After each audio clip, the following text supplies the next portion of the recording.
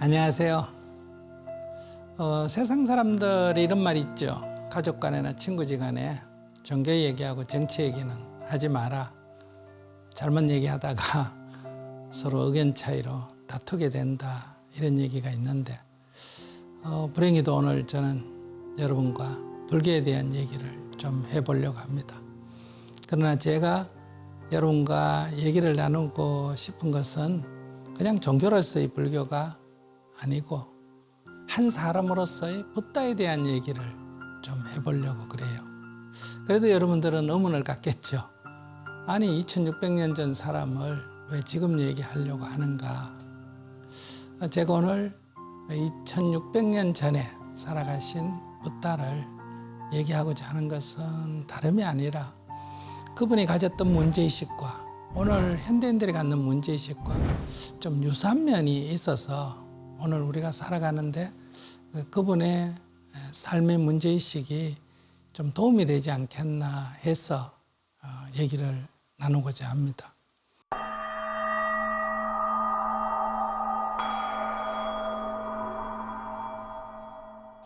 오늘 우리는 물질적으로 좀 풍요로운 상태에 놓여 있습니다. 100년 전 사람이 오늘 우리를 본다면 우리가 왜 괴로운지 이해할 수 없을 거예요. 먹을 게 없나? 입을 게 없나? 잠잘 데가 없나? 그런데 오늘 우리들은 그들이 생각하는 것과는 다르죠. 오늘 우리들은 우리가 사는데 모든 게 다 갖춰졌다 이런 생각을 안 하고 있습니다. 오늘 우리들은 아직도 먹는 문제 걱정이고 입는 문제 걱정이고 자는 집이 걱정이고 여러 가지 사는 게 근심과 걱정이 많습니다. 그런데 오늘 우리들은 아직도 경제가 더 성장하면 우리가 행복할 거다.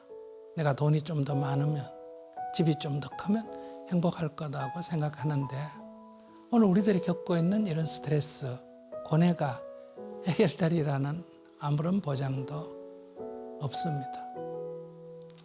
그렇기 때문에 우리는 이게 먹고 입고 자는 이런 경제적인 문제, 이런 어떤 독재 정치에서 벗어나는 민주화의 문제, 이것만 갖고는 인간이 자유롭고 행복해질 수가 없다 하는 문제의식을 좀 가질 때가 되지 않았나 싶습니다.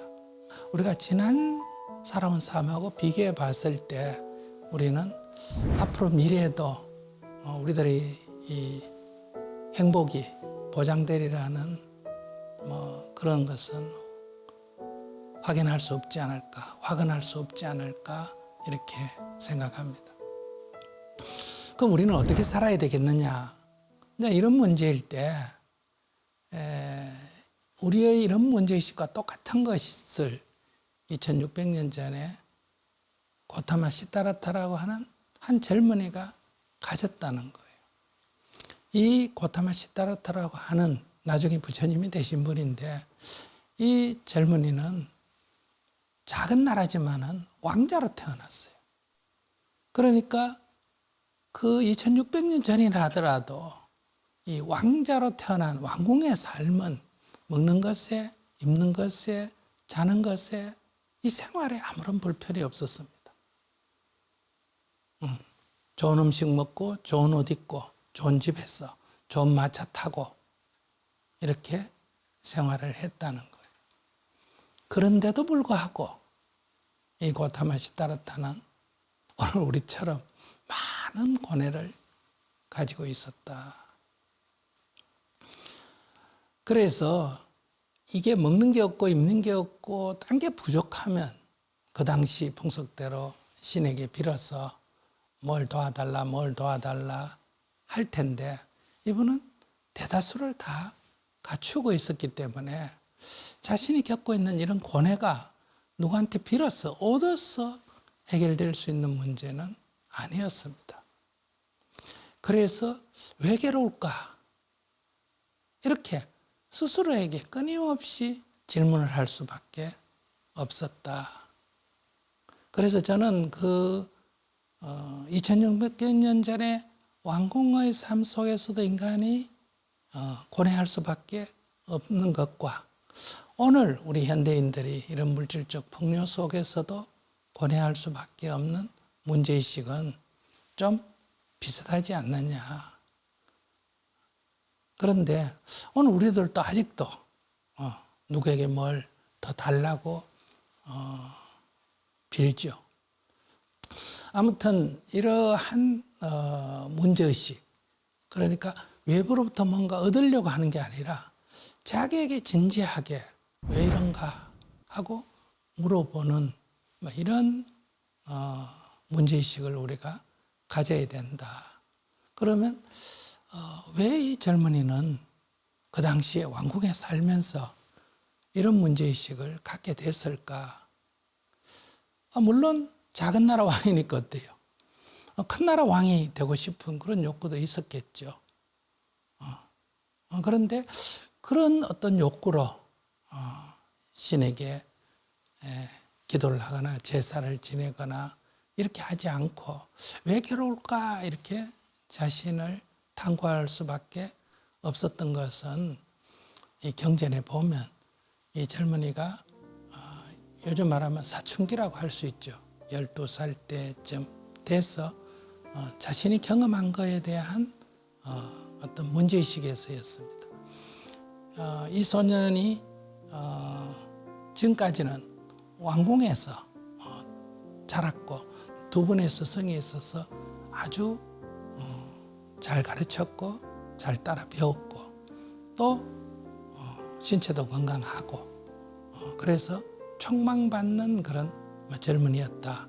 요즘 말하면 공부도 잘하고 건강하고 아주 인류대학에 가는 그런 학생이었다고 말할 수 있습니다.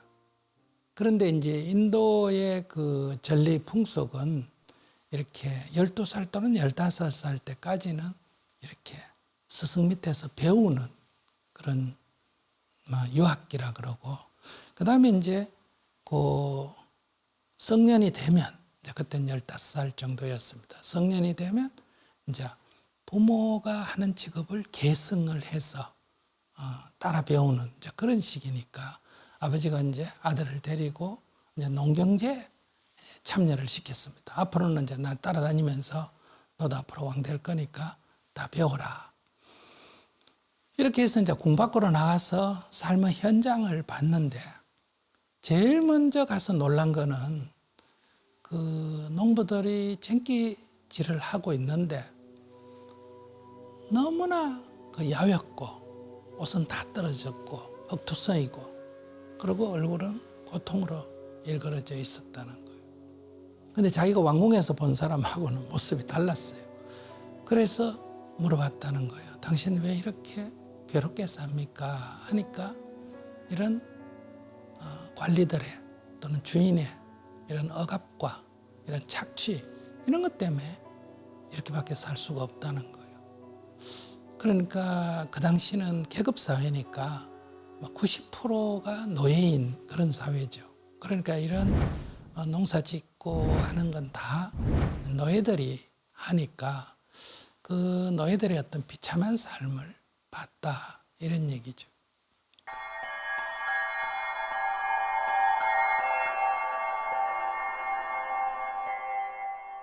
그걸 보면서 지금까지 자기가 왕궁에 살면서 이렇게 참 편안하게 살았었고 모든 사람이 다 이렇게 사는 줄 알았는데 왕궁 밖에 나가보니 그렇지 않았던 거예요.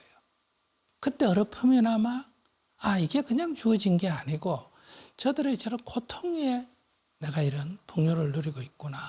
저들의 저 빈곤 위에 나의 풍요로움이 있구나. 이런 거를 어느 정도 느낄 수가 있었다 그래요. 그런데 그 농부가 채찍을 갖고 소를 때리면서 쟁기질을 하는데 그 사람이 좀 편리하려고 소가 입에 거품을 물고 이렇게 막 힘들게 가는데 계속 채찍으로 때리는 거예요. 그러니까 그 소의 큰 눈망울에 눈물 같은 것이 보였다는 거예요. 그때 의문이 들었다는 거예요. 왜 하나가 편리하기 위해서는 다른 하나가 저렇게 불편하게 고통을 겪어야 할까? 근데 쟁기가 이렇게 땅을 파니까 벌레들이 나오니까 새들이 날라와가지고 그 뒤쫓아가면서 계속 이제 잡아먹는 거예요. 그걸 보면서 왜 하나가 살기 위해서는 하나가 죽어야 할까? 이러면서 같이 사는 길은 없나? 같이 행복해지는 건 없을까? 이런 큰 의문이 들었다고 합니다. 그래서 그 농경제의 아버지가 막 그 금으로 만든 쟁기를 가지고 이제 대신들은 은으로 만든 쟁기, 그 다음에 일반인들은 쇠로 만든 쟁기 이런 걸 갖고 착 축제를 하는데 거기에 참여하지 않고 나무 밑에 앉아서 똘똘히 왜 이럴까 이렇게 명상을 했다.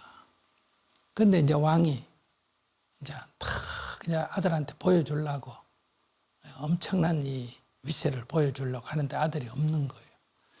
그래서 이제 여기저기 대신을 시켜서 찾고 왕도 이제 아들을 데리고 처음으로 이 밖에 나왔기 때문에 걱정이 돼가 찾아보니까 남 밑에서 이렇게 앉아가 명상을 하는데 너무너무 거룩해 보이는 거예요. 그래서 자기도 모르게 절을 했다. 뭐 이런 얘기가 있습니다. 어쨌든 이렇게 해서 이제 궁으로 돌아왔는데 그 이후부터 이렇게 밝던 이 소년이 항상 얼굴이 이렇게 무겁게 이렇게 어둡고 그래요. 그리고 항상 앉아서 골똘히 사색을 하고 그래서 이제 아버지가 물어보면 이제 질문을 이렇게 한다는 거예요. 같이 사는 길은 없습니까? 이 같이 이렇게 승리하는 길은 없습니까? 이 질문에 대해서 그렇게 많이 아는 스승도 그렇게 많이 아는 부모도 대답을 못하는 거예요. 그러니까 지금까지는 뭐든지 물으면 가르쳐주고 그걸 익히고 배웠는데 이건 물어도 아무도 대답을 못하고 오히려 그 쓸데없는 생각한다 이렇게 하니까 소녀는 자꾸 혼자서 명상을 할 수밖에 없었다. 사색을 할 수밖에 없었다. 근데 이제 아버지는 아들이 걱정이 되니까 이게 애가 아직 세속의 즐거움을 몰라서 그렇다. 그렇게 해서 이제 오히려 이제 성인이 됐으니까 이제 쾌락을 즐기도록 해주면 막 곧 잊어버릴 거다. 근데 이 쾌락을 즐기도록 해주면 같이 놀다가도 또 앉아서 그 소의 큰 눈망울에 눈물을 보는 것 같고 그 헐벗은 그 농부를 보면서 또 사색을 하고 그러니까 이게 왕의 뜻대로 즉 부모의 뜻대로 잘 안 되는 거예요. 그래서 이제 결혼도 시키고 나중에는 이제 한 지역을 통치하도록도 해보고 이렇게 하면서 적응하는 것 같다가 또 고뇌하고 적응 안 갔다가 또 고뇌하고 뭐 이런 것이 나중에 출가의 원인이 됐다. 자, 이런 말씀을 드리는 것은 오늘 여러분과 대화를 나누고 싶은 부처님은 어떤 신 같은 존재, 신앙의 대상 그런 부처님도 아니고 부처가 될 수밖에 없었다 하는 어떤 운명적으로 예정된 그런 부처님을 얘기하려는 것도 아닙니다. 우리와 같이 이 세상에 태어나서 세상 속에서 고뇌한 그런 청년 시타르타가 어떻게 진리의 길을 찾아서 깨달음을 얻고 세상 사람들에게 유익한 그런 가르침을 폈는가 그런 부처님에 대해서 얘기를 하려고 합니다. 우리가 한 인간을 이해하려면 뭐 그분이 사주팔자가 원래 그렇게 훌륭하게 되도록 태어났다든지 전생에 복을 많이 지어가 그렇게 될 수밖에 없었다든지 하는 그런 얘기가 아니라 결국은 그 인격은 그가 자란 환경에 영향을 받습니다. 그러니까 그런 가정 환경, 그가 자란 어떤 그 사회의 역사적 배경 그리고 사회적인 여러 모순들 이런 것들이 한 사람의 인격에 영향을 준다. 이런 관점에서 우리는 이 고타마 시다르타가 자랐던 그 인도 사회의 어떤 배경, 그러니까 부처님 이전에 전통적인 사회의 관습이나 윤리 이런 배경도 우리가 알아야 하고 당시의 어떤 그런 정치적인 또는 경제적인 또는 문화적인 이런 사회성도 알아야 이 젊은이가 왜 이런 고뇌를 할 수밖에 없었나 이런 것을 좀 이해할 수 있었지 않을까 이렇게 생각을 합니다. 한 사람으로서 우리와 같은 한 사람으로서 살아간 부처님의 그 삶을 이렇게 추적해 봄으로 해서 오늘 우리는 어떻게 인생을 살아야 그래도 좀 더 자유롭고 행복하게 그리고 세상에 조금 유의미한 일을 하면서 살아갈 수 있을까 이런 얘기를 여러분과 해보려고 합니다. 그래서 2600년 전 한 사람을 지금 현재 이렇게 소환해 놓고 여러분과 대화를 하려고 하니까 꼭 특정한 종교 얘기한다 이렇게 생각하지 마시고 함께 대화를 나눴으면 좋겠습니다. 오늘은 여기까지 하겠습니다.